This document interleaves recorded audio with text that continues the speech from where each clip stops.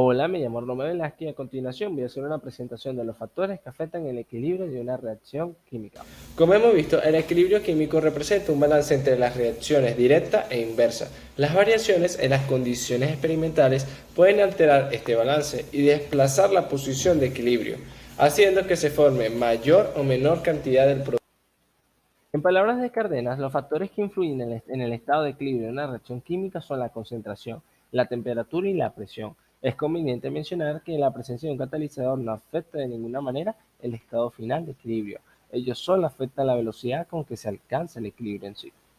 El principio de la ley de Chatelier nos dice básicamente que si llega a ocurrir una perturbación externa sobre un sistema en equilibrio, el sistema se ajustará de tal manera que se cancele parcialmente dicha perturbación, en la medida que el sistema alcance una nueva posición de equilibrio. De aquí aparece lo que es la variación de la temperatura, donde básicamente si se llega a incrementar la temperatura se favorece el sentido endotérmico y si disminuye se favorece el sentido exotérmico. En la variación de presión y volumen, tenemos que si el sistema llega a aumentar la presión de un sistema gaseoso en equilibrio, disminuye lo que es el volumen.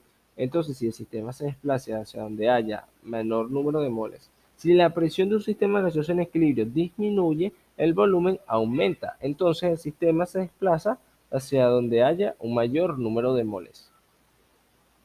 Y aquí aparece lo que es la variación de la concentración, que nos dice que si se llega a incrementar un reactivo, el sistema lo consumirá parcialmente, favoreciendo el sentido directo de la reacción. Por último, y más en concreto, tenemos lo que es el efecto catalizador. Un catalizador actúa sobre la rapidez con la que se alcanza el equilibrio, pero no modifica la composición de la mezcla, por lo tanto no afecta el valor de la constante de equilibrio. A continuación tenemos el siguiente ejemplo. Como podemos observar, todas las sustancias se encuentran en Quédate. estado gaseoso. Supongamos que toda esta reacción se encuentra en un estado de equilibrio. Esto es porque la velocidad de formación del producto es igual a la velocidad de formación del reactivo. Es decir, los productos tienen su concentración constante a lo largo del tiempo, al igual que los reactivos.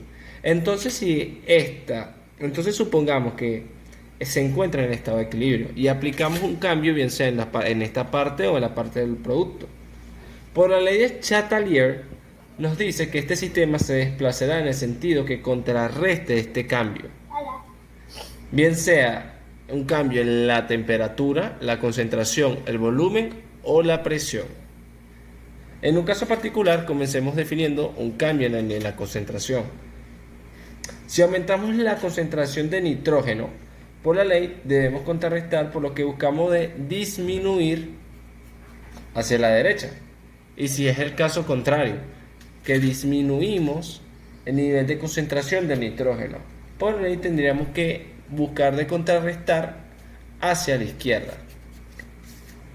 Ahora, si el cambio ocurre en la temperatura, tenemos que manejar dos términos, que es el endotérmico y el exotérmico.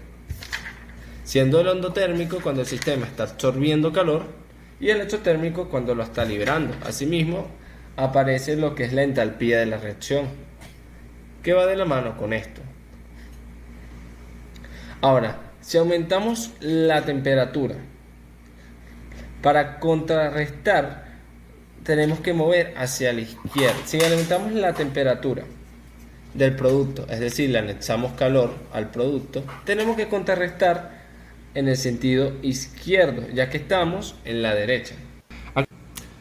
Ahora tenemos otro escenario, que el cambio ocurre a nivel de la presión y el volumen. Puesto que todas las sustancias se encuentran en estados gaseosos, estas se ven más afectadas por ello.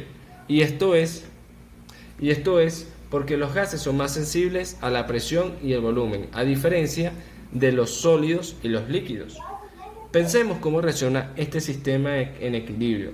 Si por lo menos aumenta el volumen, es decir, el recipiente que contiene a todas estas sustancias, para ello tenemos que tomar en cuenta los moles de los reactivos y el producto. Como podemos ver, solo tenemos 2 moles en el producto y tenemos 4 moles, que es la sumatoria de 1 mol de nitrógeno más 3 moles de hidrógeno. Asimismo, tenemos en contraste que si aumenta el volumen, es decir, aumenta el recipiente que contiene la sustancia,